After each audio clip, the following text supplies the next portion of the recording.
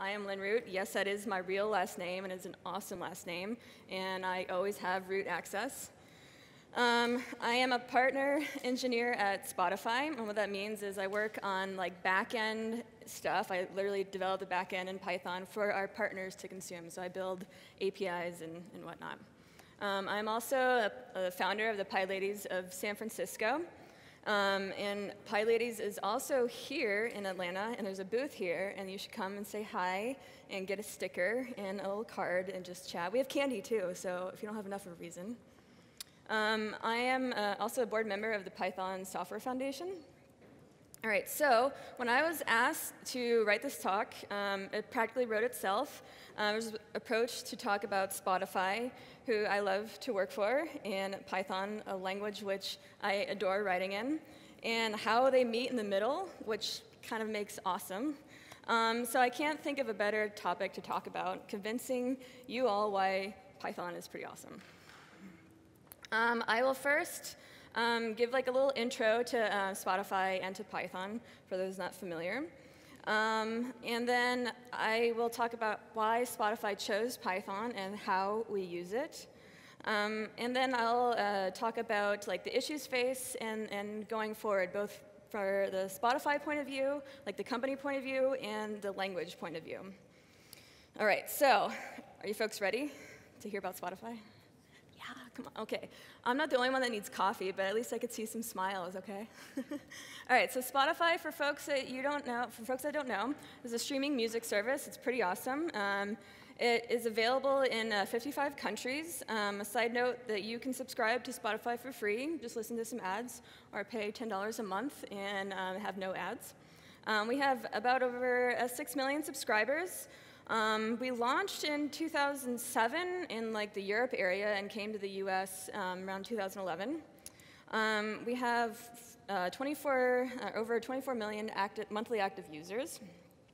And we have about 20 million unique songs. We have about 3 times more in songs total, but there's a lot of like of the same songs like in compilation albums and stuff like that. And we pay about 70 to 80% of our income to rights holders. And so since we started Spotify, we've paid about $1 billion. Continuing about Spotify, more on the technical side. And we have about 4.5 terabytes of compressed data from users per day, and about 400 gigabytes of data from services that we run per day.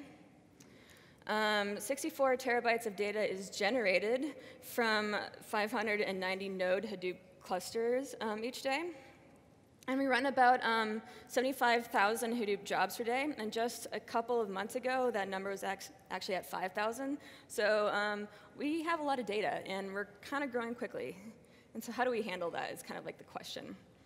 Now that I kind of gave you the TLDR, the too long didn't read of Spotify. Now it's Python's turn.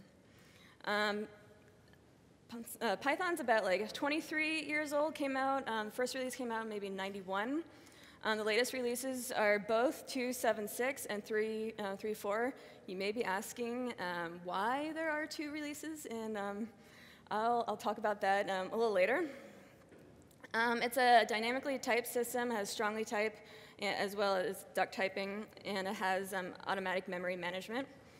Most people know Python for scripting, but you can do a lot more with that. Web development, networking, scientific computing, database management, 2 and 3D animation, natural language processing, info security, artificial intelligence. There's not much left out there except for like writing kernels and drivers, and that's more for lower level languages. So you can do a significant amount with Python. Some big items about Python. Scope is defined by white space rather than semicolons or brackets, and makes the code base a bit more breathable. Folks that contribute to the core of Python often prefer the readability of code rather than small optimizations. Python is also cross-platform. Granted, setting up on Windows for Python development is a little bit difficult, but major flavors of Linux, as well as Mac OS X, all ship with Python on their systems. There's a few implementations. Most popular, the main one, is CPython. And that's the one that's being shipped in Linux and Mac OS X.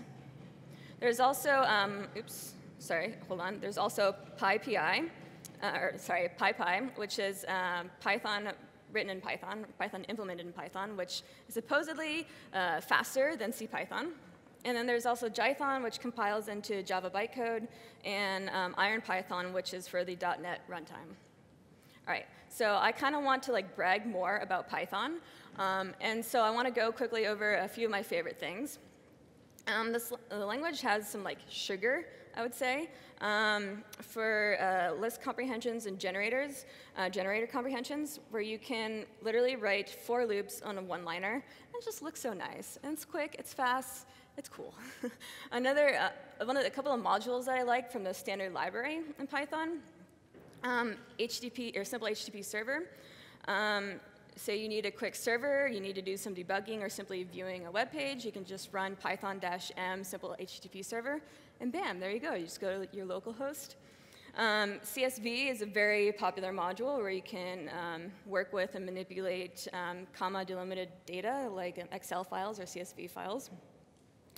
There's also Profile, which I need to use more, where you can profile a Python script or a program to see how many resources it takes up. And paired with that, people often use Time It, where you can literally time how long the program takes to run. And then there is PDB, Python's interactive debugger, which is great instead of like me, where I flood my code with print statements. So PDB is pretty fantastic.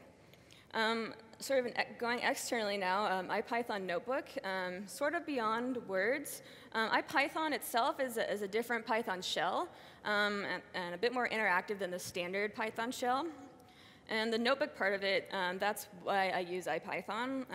The notebook part is a web-based interactive computational environment where you can execute code, both Python and some bash commands, or you can write in Markdown. You can create graphs. You can use a lot of the graphing libraries within the notebook. You can make slides as well, which is it's really pretty. And so what's so great about it is I can create a notebook of some code, maybe like a lesson plan if I was a teacher, and then hand it off to students, and they can just execute the code just fine. Some third-party packages that are my favorite that I want to make note of. Scapy. Scapy is basically the Python version of HTTP dump, or TCP dump, sorry, and Wireshark. For those not familiar with a TCP dump or Wireshark, let me just say you don't want to be with me at a cafe with open free Wi-Fi, because it allows you to sniff internet traffic and Wi-Fi traffic to manipulate packets and see what people are doing. It's fun. I'm not condoning it, but it's a lot of fun. Another very popular framework is Requests. Requests is pitched as HTTP for humans, as the current URL lib in Python. It's not very fun to work with. And it provides tools not only to get, post, put data, but you can manipulate headers, allows for authentication with OAuth or Kerberos, a lot of other stuff. Another popular library that I love for quick development is Flask. Maybe you've heard of Django, but Flask is alternative. It's a micro web framework. NetworkX is also a great little tool to help visualize graphs, actual edges and nodes, and maybe a social network kind of graph. And then the last one is Twisted. It's kind of close to my heart. Twisted's very fun. It's an event-driven networking engine. It comes with a lot of goodies, you can just simply spin up a DNS server, web server, SSH server, IRC client or server, a bunch of lower-level server stuff. All right, so maybe I'm starting to convince you a little bit of Python, but you're like, who uses Python? And it's actually quite a big list of people, and maybe you recognize some of these. Oh, shoot, I'm sorry. I'm pressing the button too much. There we go. Do you see that all? So Google, Red Hat, Dropbox, a bunch of other companies that you may or may not have heard of, all use Python in one way or another. And not just a little script kind of writing, but actually use Python in production, in their product, in some form or another. All right, so now I want to talk about how Spotify uses Python, that sort of overlapping awesome piece. So back in 2006, when Spotify just sort of started, about 80% of everything was written in Python. And we chose the language because of the standard library and third-party packages, because they're very comprehensive, because of its community, and because it's fast where it counts. And so taking a deeper look at standard libraries, it's pretty damn comprehensive. You have many tools to interact with different protocols and data formats, ways to interact with OS processes and sockets. We have data persistence when interacting with like SQLite. You can easily create like zip files, gzip files, tarballs, interacting with file input and output. There's a lot of like development stuff within Python itself, like unit testing, doc testing, logging, and command line parsing. There's also, if there's something not in the standard library that you need, there's also the PyPI, which is Python's packaging index, which hosts over 38,000 third-party packages. And this is where folks, like other developers, upload packages so other folks can download it. The way that you would download a certain package is via pip, Python install Python. And so you can just do pip install requests or pip install twisted or something like that. Similar for folks like Ruby, similarly like gem install, or more OS-like with like brew or aptitude or apt-get install, very similar. There are many packages available, including like networking like GWO and Twisted, lots of web frameworks like Django, Flask, and Pyramid. And there's a lot more to augment the current standard library, including like test frameworks for more comprehensive tests, better doc tools to actually create documentation. There's PyTests, and there's Read the Docs, and Sphinx. And so, what exactly does Spotify use? And definitely everything that's on this slide, all the standard libraries that I've mentioned, all the third-party packages that I've mentioned. And I'll talk about a little bit like what exactly we use in a little bit and how I use it. But I just want to quickly say that we also have our like internal PyPI server, which is pretty awesome, where you can kind of bundle your own Spotify-specific Python package and host it so other people within the network can download. So I think that's pretty convenient. So another reason that we chose Python is its community. I mentioned PyPI before, the packaging index. Pretty much, there's a package for everything. And the community is extremely good at maintaining packages. And if a package sort of dies or the maintainer kind of gets bored, doesn't maintain a package, oftentimes someone else will pick it up, start maintaining it, start developing on it. And so it's kind of got that good community behind popular packages.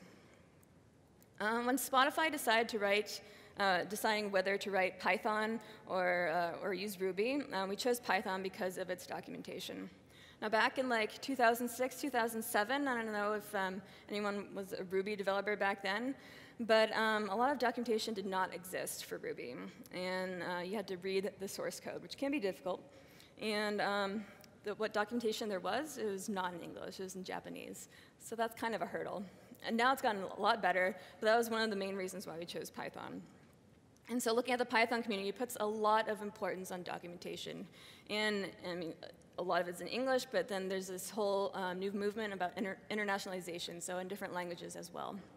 We also have a very popular documentation conference based on the Read the Docs, which uses Sphinx, so you can create docs with Sphinx and then host it for free on Read the Docs. And it's kind of very like shunned upon if you ship a package without documentation. So it's okay if you get angry about a Python packaging not having documentation, because that's not cool. Lastly, there's this thing called Zen of Python, which basically means beautiful is better than ugly, explicit is better than implicit, simple is better than complex, but complex is better than complicated, and readability counts. To describe Python code, like someone's Python code is clever, it's not exactly a compliment. You want it to be simple and readable. So the Zen of Python essentially defines what it means to be Pythonic. And so sure, there are ways to approach a problem with Python in many different ways. But unlike Perl, Perl says there's many ways to do it, many ways to approach a problem. Python says there should only be one way, and an obvious way to approach a problem. So with the Zen of Python, it really helps like the development process. If the community naturally embraces being Pythonic, then the code that we use will be readable and understandable, and therefore our own code will be just that. Zen is really important to the development process, which is a part of the next reason why we chose Python. So the Zen of Python comes into play into fast where it counts, both for development time and for code reviews.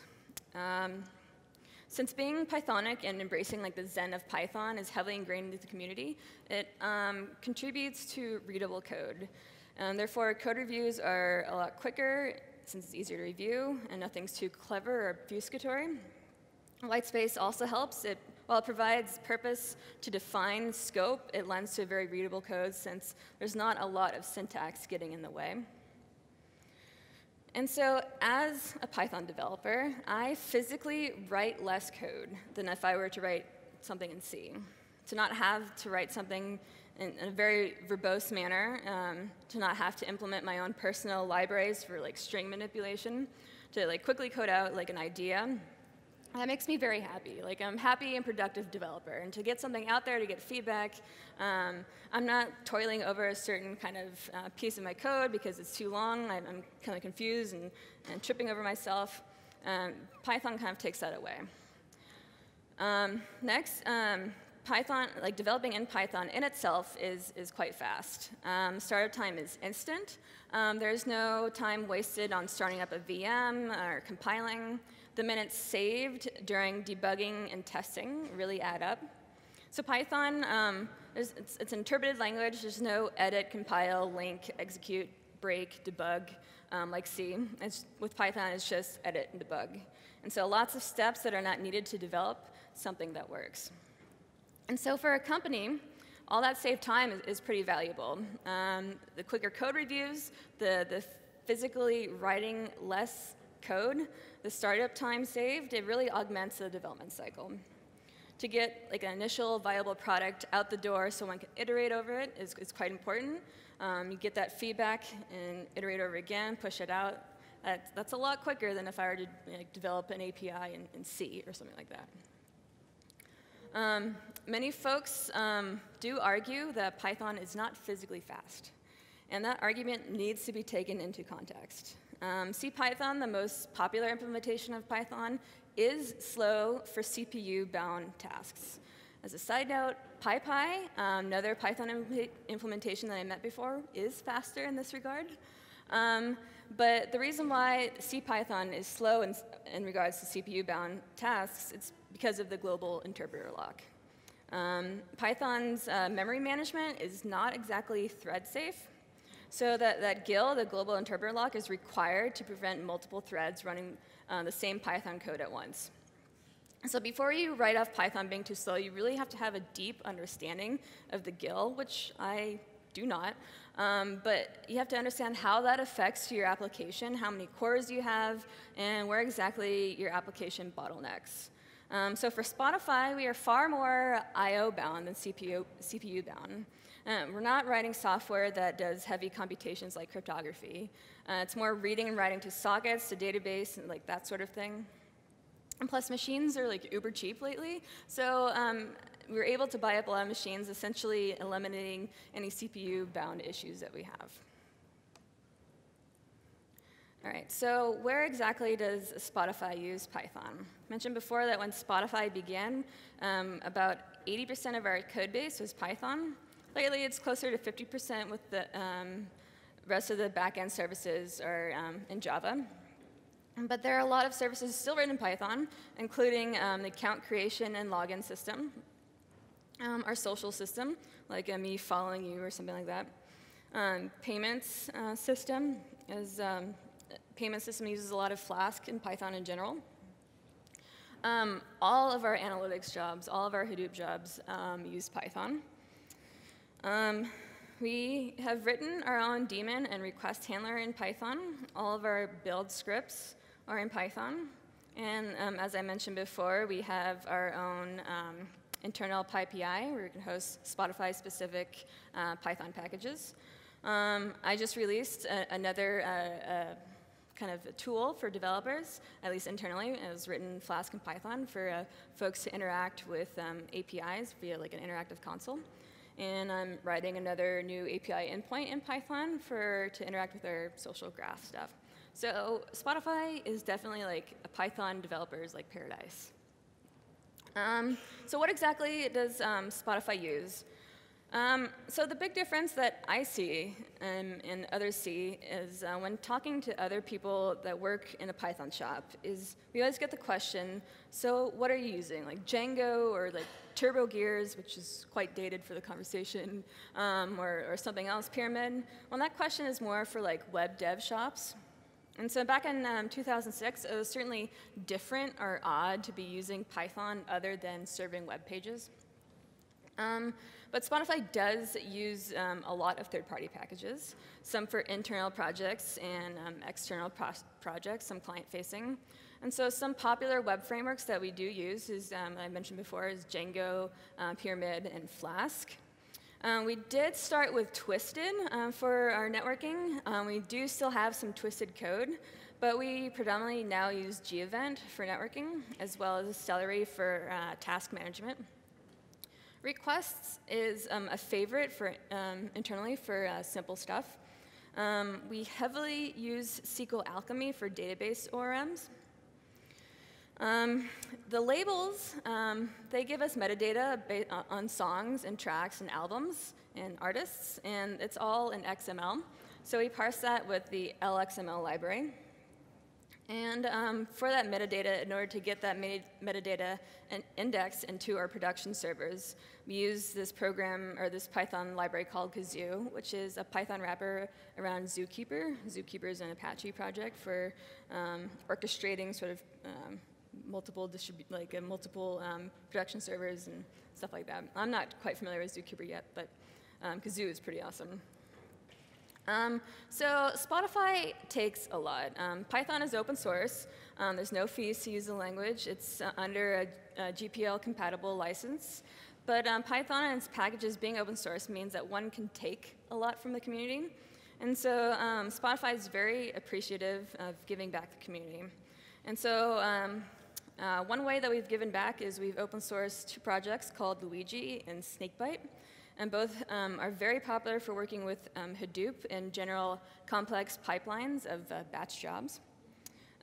We've also released DH Virtual Env, which helps you build Debian packages that essentially run a virtual environment of your Python packages. It will like pip install Python packages that are required to run, create a nice Debian package for you.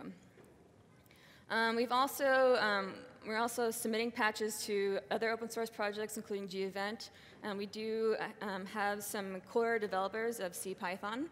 And so, of course, there's always more that we can do. But as someone working for like a late stage startup, it kind of takes over your life. Lastly, one of the main reasons that I joined Spotify is their commitment to diversity within the community.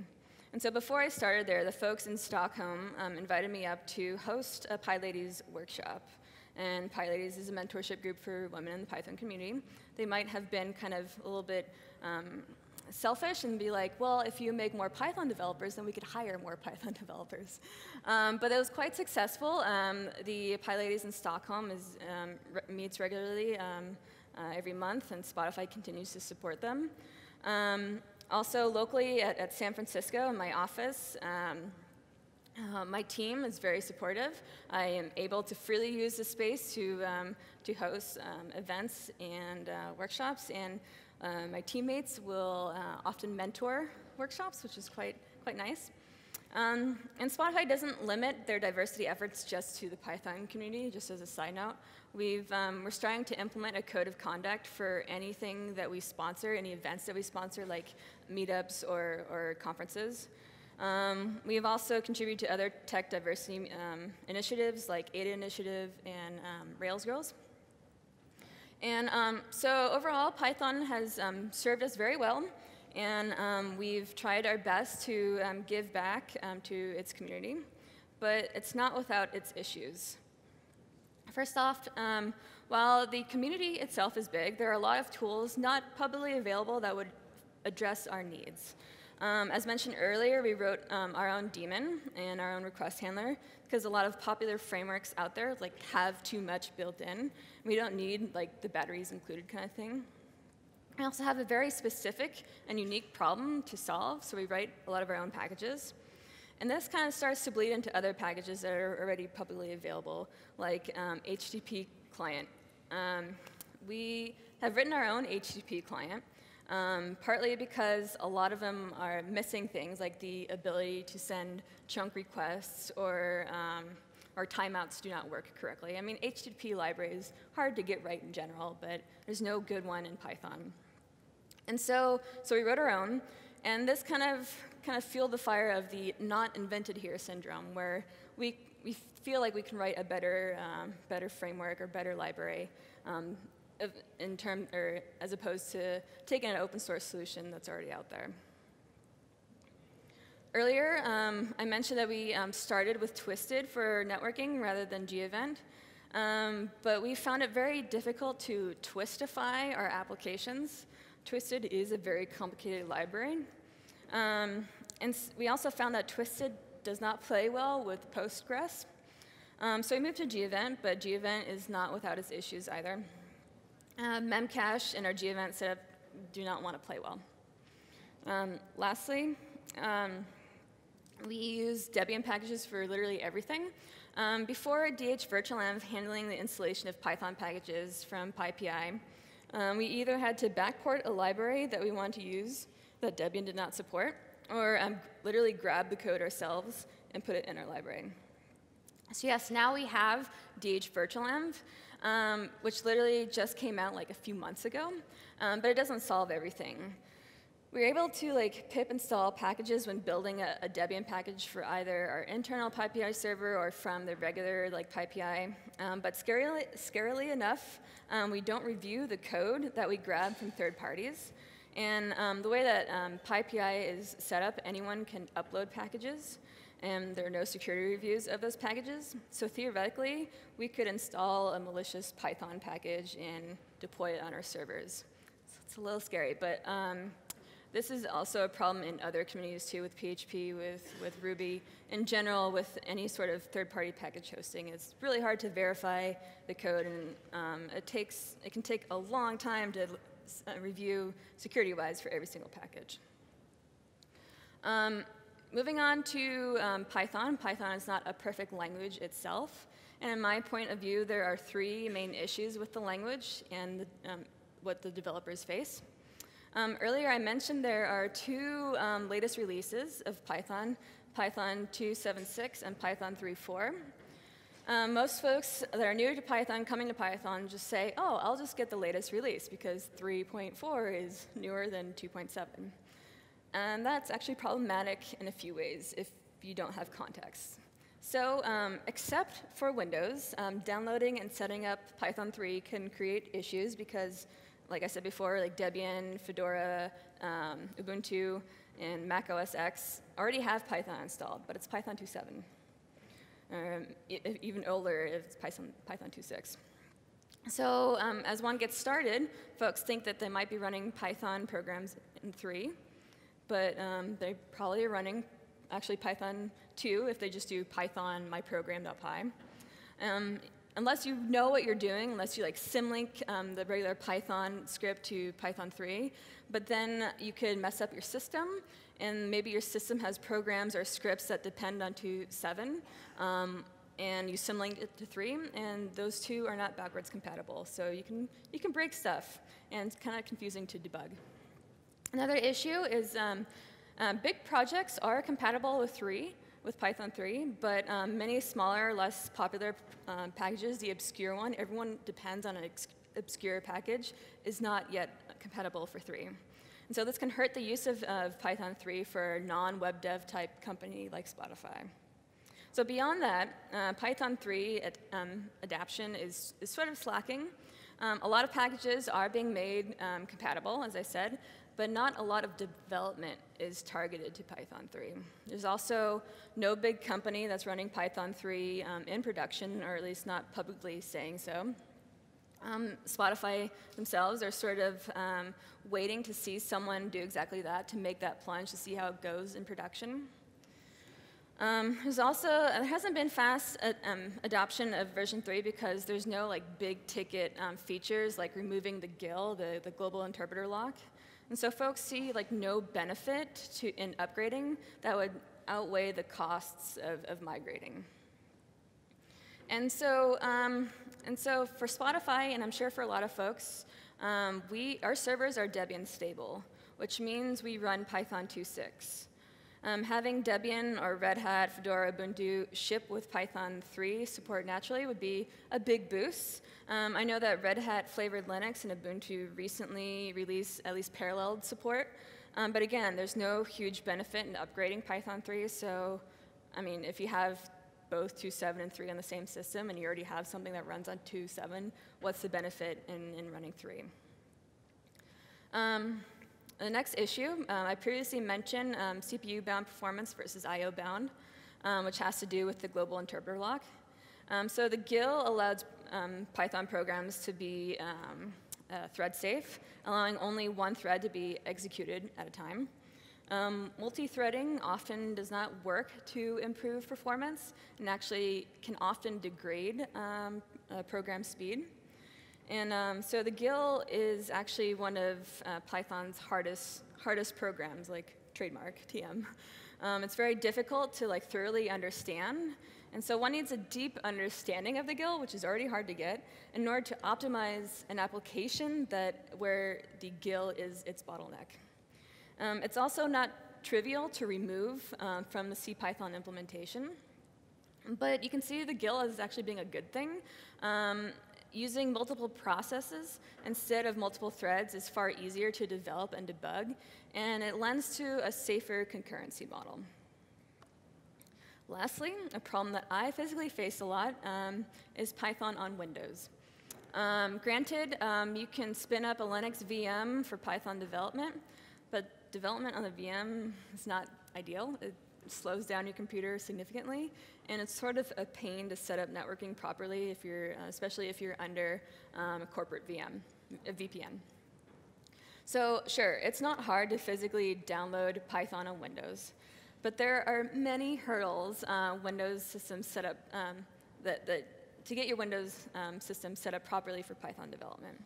And one of them, virtualenv, which is a popular Python tool to kind of contain projects and dependencies, have containers. So you can have one project depend on Python 3 and one project depend on 2.7, or one project depend on Django 1.5 or Django 1.6, and you can keep that separate.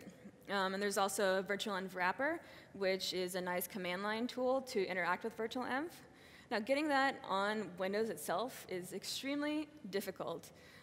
All the workshops that I've hosted for PyLadies, the first ones out the door are always Unix-like systems like Linux and Mac OS X, because it's just a lot easier to set up that sort of environment than Windows. Windows always have struggles. Where did I install virtualenv? Where do I install a virtualenv wrapper? How do I actually run a Python program?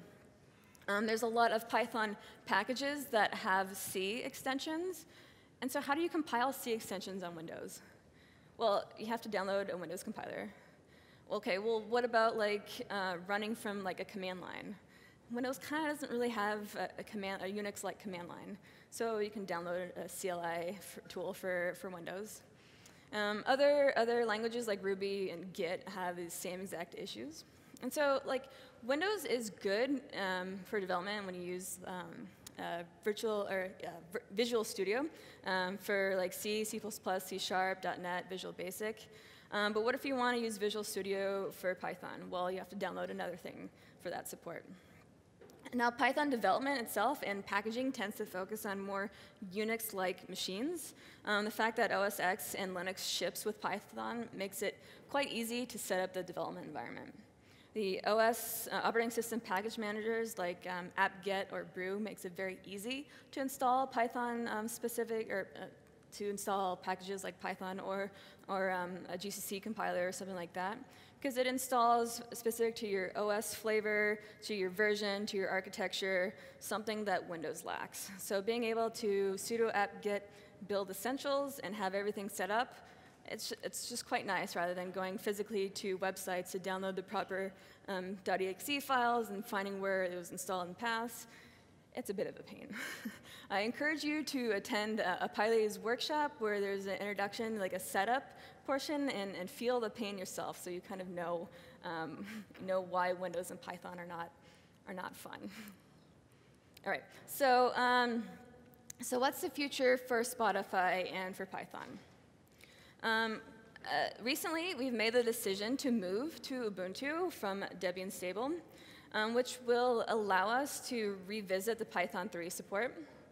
Currently, internally, a lot of folks are already writing their Python code to be Python 3 compatible. So we'll be able to support legacy systems on version 2 with like Ubuntu 14.04, whose goal is eventually to drop Python 2 support. As well, I also mentioned earlier, we're about 50% of our backend services are Python, while the other 50% Java lately. That's pretty much because there's no corporate mandate in Spotify to use a certain language for a certain problem. The teams and squads within Spotify can choose whatever language, whatever tools they want. And so related to that, I think we've hired all the Python developers we can find, so we're starting to dip into the Java pool. And so that sort of affects our overall mix of our languages. Lastly, we are still wanting to use Python in other areas. We are hoping to use Python in our desktop client, similar to what Dropbox actually does. Right now, it's being written in C++, but we're hoping to move to Python for at least the business logic, and C++ for like the graphics and GUI elements. All right, so hopefully I've convinced you that Python is awesome, and the use case of Spotify in Python is pretty convincing. If you want the slides, it's at the very end. I'm Lynn on Twitter, but I think I have a few minutes for questions. So yeah, thank you.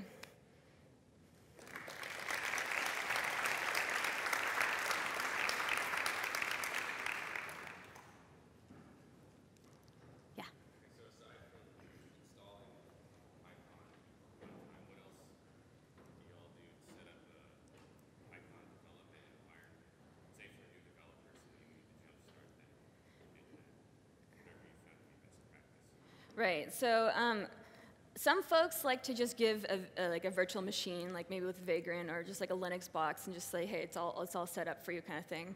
And I think that is that's kind of giving you fish, but not teaching you how to fish. When I set up a machine for PyLadies, I assume that they're not just there for that one day, that they're going to come back and continue to learn Python. So I want their machine set up correctly. And so with Python, if it's not Windows, we don't install any new Python languages. We just don't touch that. We install virtualenv and virtualenv wrapper, which allows you to contain your projects so the versions don't clash, both packaging versions and Python versions. And then that's literally pretty much it. I mean, of course, the text editor, I often suggest Sublime because it's free and it's like the new hot thing, right?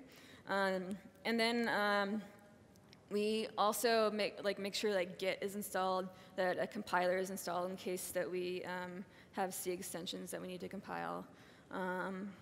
Yeah, I actually I wrote a website for folks wanting to learn Python. Say that you are learning Python from Learn Python the Hard Way, which is really great for syntax, for getting used to like how to use Python. But then you're like, well, now what do I do? Like, what kind of stuff can I build with Python? And so newcoder.io does 5 tutorials about how to build apps in Python. And the very first chapter is like this whole set up your machine. It's very specific to depending upon what OS you have, but it's essentially Python version, the appropriate one, virtual env wrapper, Git, and a compiler. Hope that answers your question. Yeah. Anyone else? Yeah.